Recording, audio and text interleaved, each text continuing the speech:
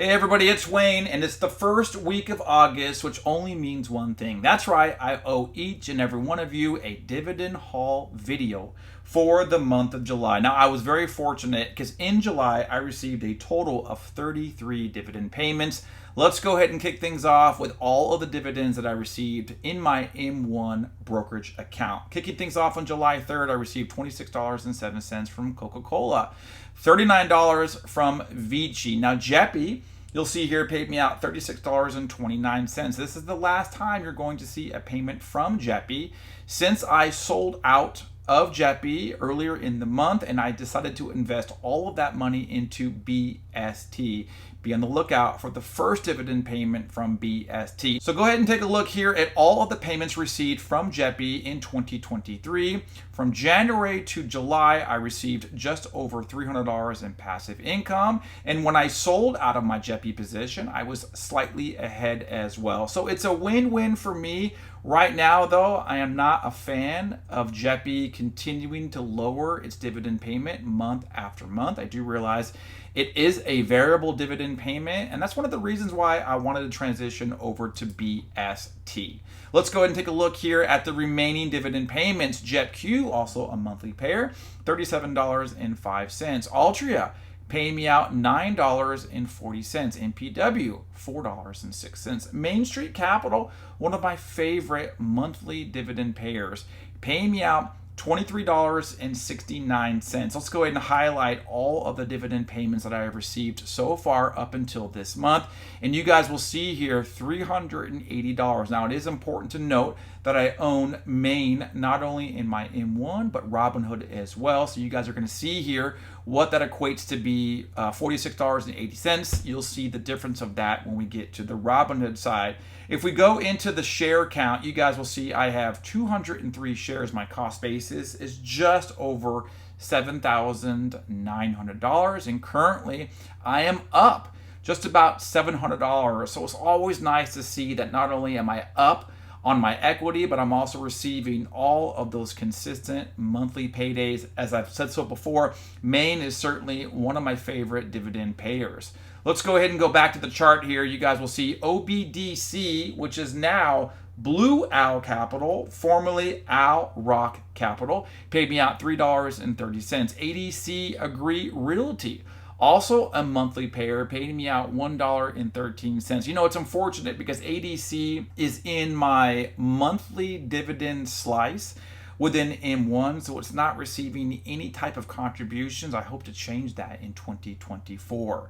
Horizon Technology, another monthly payer, $73.43. Let's go ahead and take a look here at my Horizon position. You guys will see here that I own just over 660 shares. My cost basis for those 660 plus shares, $8,500. And again, I am up on this position just about $264. If we look at all the payments that I have received from January through July, it's $493. So again, always nice to receive those consistent monthly payouts and also have slight capital appreciation as well.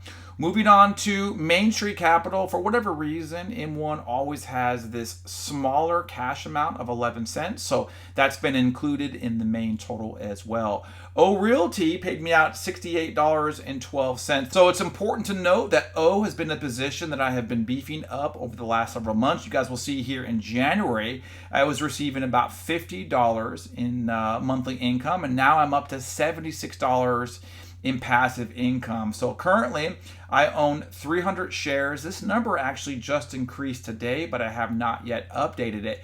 Now I am slightly down about $837. Personally, I think this is a great time to buy O, and I actually plan on daily cost averaging O within my Robinhood account. So very, very happy about this passive income. WP Carry paid me out $7.48. CubeSmart paid me out $4.90. This is also an example of a stock that I wish I had more shares of.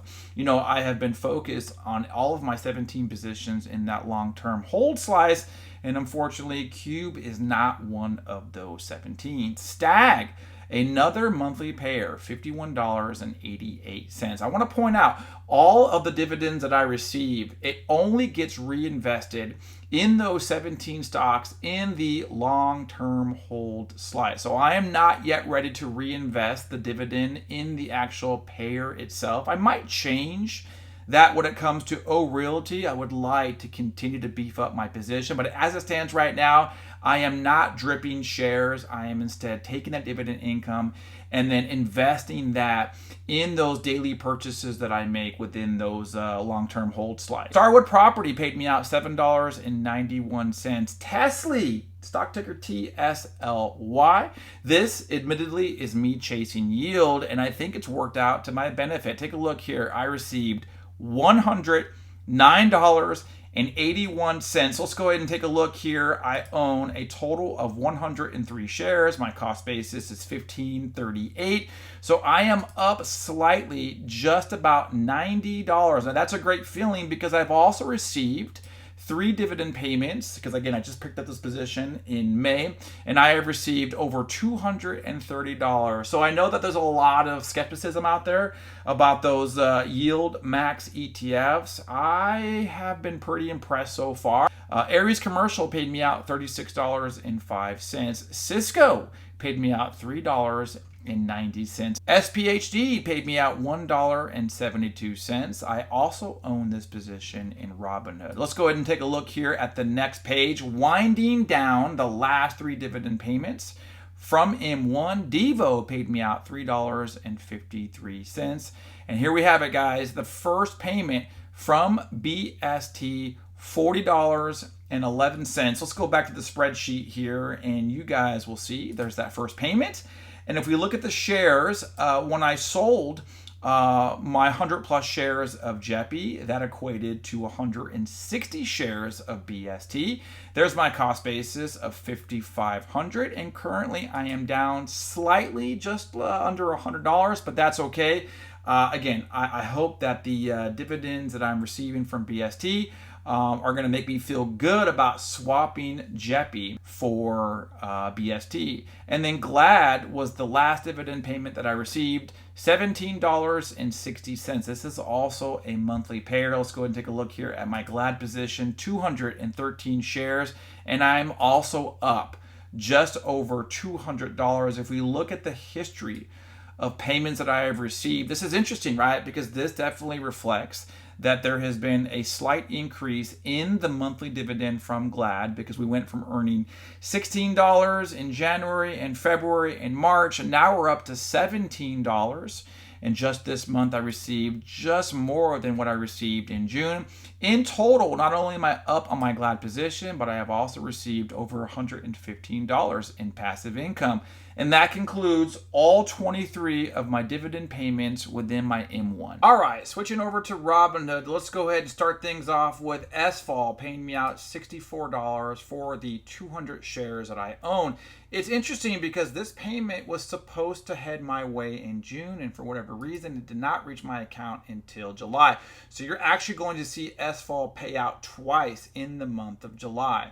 Best Buy paying me out 99 cents. Southwest Airlines paying me out $18. Main Street Capital, I've mentioned this before. I own Main Street Capital in my M1 as well as Robinhood. Now, for the 100 shares that I own in Robinhood, I'm also actively selling covered calls against this position as well.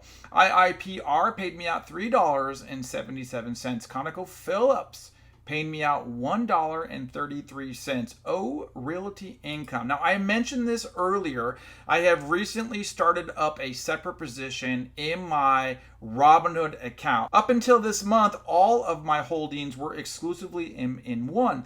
But I wanted to start making daily buys within Robinhood. So you guys can see here, for the $8.69, that was for 34 shares. I'd really like to see this get beefed up to 100 by year's end.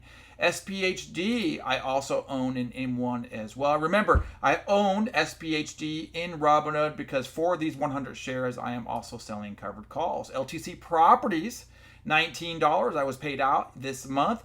And then winding things down, that's right, SVOL yet again, this time receiving $90. Yes, I have increased my share count from 200 to 300. This is going to be a significant part of me increasing my total monthly dividend income going forward. As you guys know, I've got a rather ambitious goal to reach 15,000 in total dividend income. So speaking of that 15,000, how close am I to making that total goal? Well, let's go ahead and start off with all the dividend payments received in July. You guys can see Robinhood's tally ended up being $244.65. In M1, I earned $606.54. That's a grand total for the month of July of $851.19. Now, year to date, I am at $7,689. That to me signifies that I'm on track potentially to meet that $15,000 a year goal in passive income. So you guys will have to remain tuned in to see if I can actually reach that goal. Admittedly, I'm more optimistic after receiving July's passive income. You know, the goal though is to really always beat the previous year. And if we take a look here at July of 2022, I earned $547.15. That means with my $851 haul for this month, that's a 55% increase year to date. So that's what it's really all about, is always beating the previous year. But I'm excited, guys. I think we can get there to $15,000. I've made some recent additions to my portfolio, some real dividend heavy hitters. So hopefully I can get there. And I want to thank you guys so much for always tuning in, always supporting. I'd love to hear from you, by the way. Leave it down in the comments if you care to. How much money did you make in passive income this past month? And of course, we'll see you guys on the next one.